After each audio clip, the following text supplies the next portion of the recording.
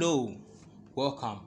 In this chapter, we are going to take a look at CSS transformation.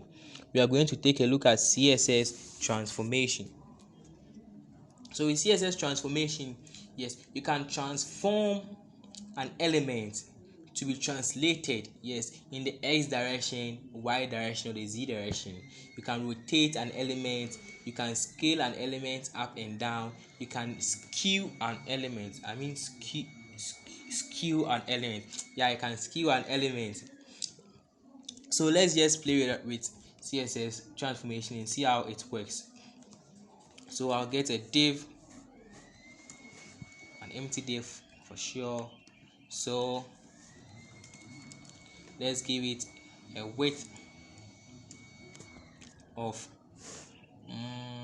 50 pixels and then a height of 50 pixels. We want a square, and then it should move away margin margin left of 3 rems. Okay, let's save and let's refresh. You're not going to see anything. Let's specify background color so that everything will color of red. Let's save and refresh. Okay, it's too small. Let's make it 100 times 2. Don't mind this one. Let's refresh our browser. Okay, so we have the property transform. So transform first.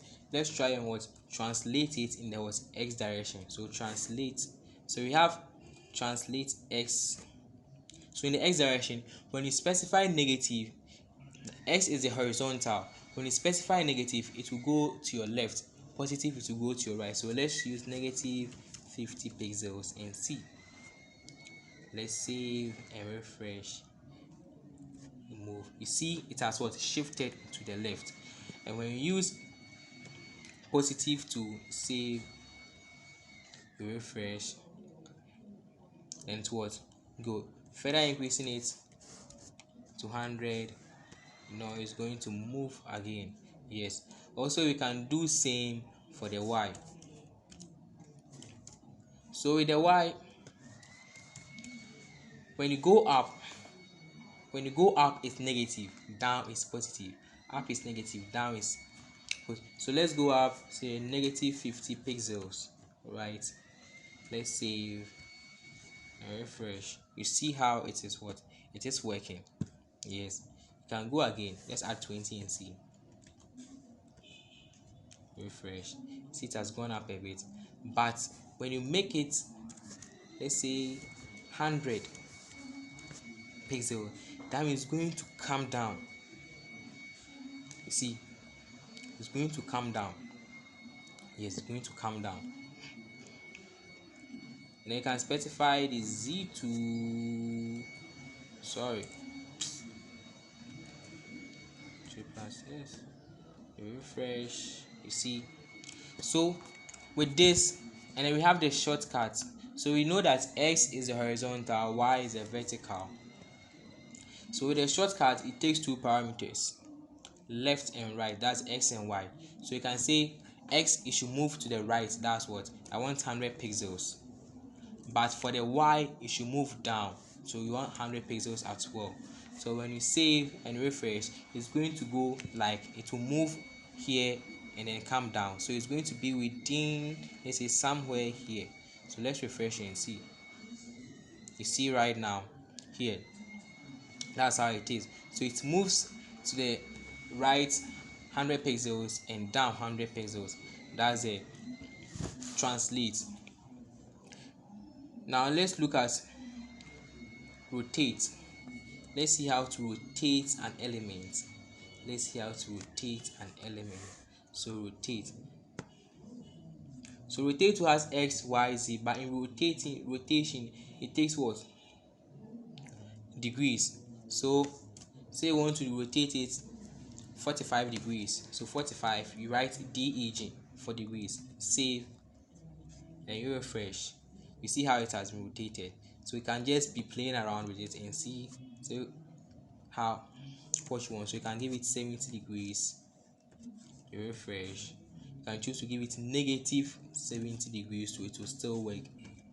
You refresh. See, you know. Now let's look at the skew. This word skew x. So skew x to deals in degrees. So you want, let's say you want 45 degrees. You save, you refresh. You see how it has become skew. I just like this word skew. So you can also do same for the y. Save, refresh, and then you see how it has become. Yeah. So this all up. This is the most used transformation. Yes, the transform that property and its value. So rotation translates skew, rotate transform skew, rotate you transform it. Sorry, you rotate, you translate, and then what? You skew it. You rotate, you transform it, and then you skew it. So this is about CSS transformation. Now, further on, let's look at CSS animation. CSS animation. Another interesting thing. CSS animation. So let me remove this skew from there. Refresh. Okay, the normal shape. So with CSS animation, it allows animation of most HTML elements without using JavaScript or Flash. An animation lets an element gradually change from one style to another. Keyframe hold what styles the element will have at certain time. So let's play and see how it is what done. So with animation, before you can use animation, you use keyframes. Yes, keyframe. So without a keyframe, it won't work. Yes, a keyframe is what you are going to tell it will say move from this style to this style, this to this, this to this. So let's use keyframes. So keyframes, next was you what name your animation. You name your animation. Let's say we are going to what say we are going to what move it. So we are going to name it move. Then use your what curly braces. That's it. So you are going to give it. So let's say okay, the animation is going to be from, then what do you want to do? So transform, right? So you can say transform, translate, say translate 0 0, that means at its original place, to transform, let's say translate what 100 pixels. You save right now, you refresh, nothing is going to happen.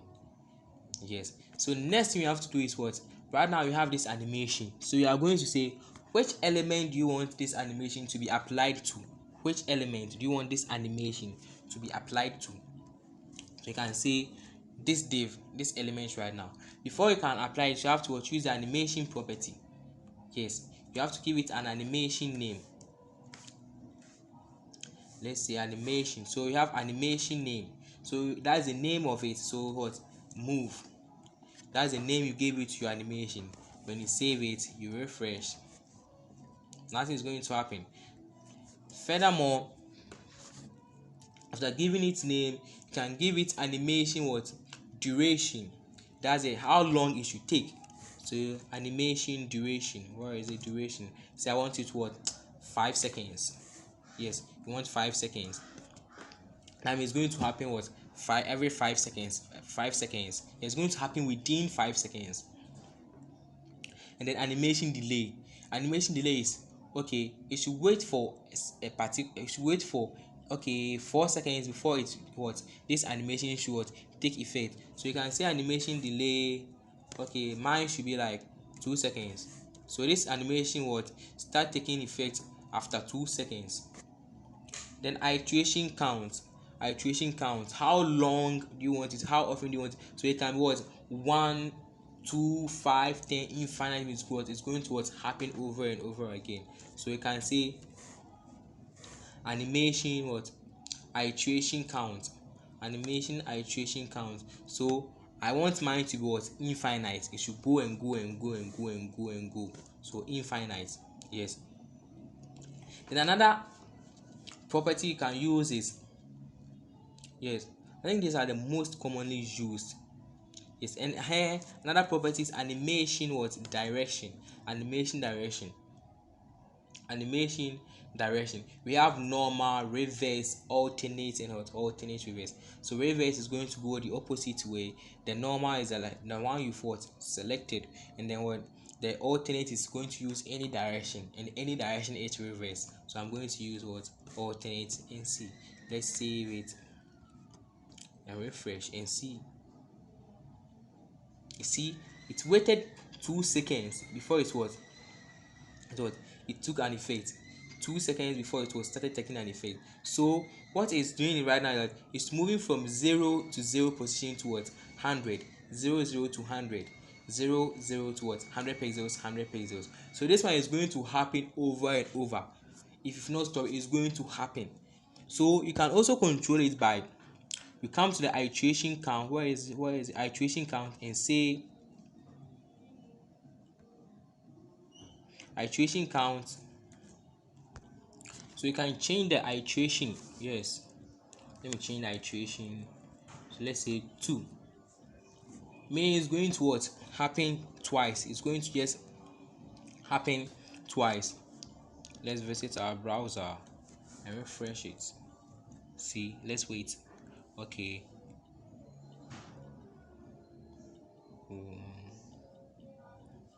So it's going to happen 2 times because what the iteration count we specified twice.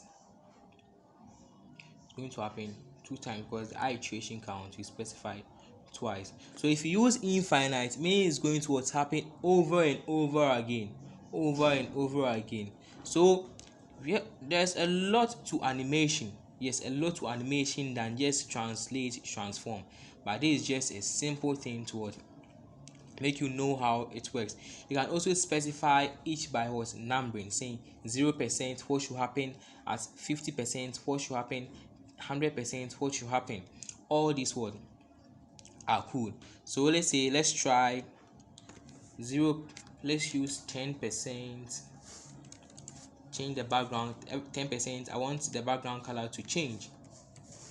I want the background color to change to, it was right now red, green. And 50%, I want the background color to also change to yellow. And then 100%, I want the background color to change to black.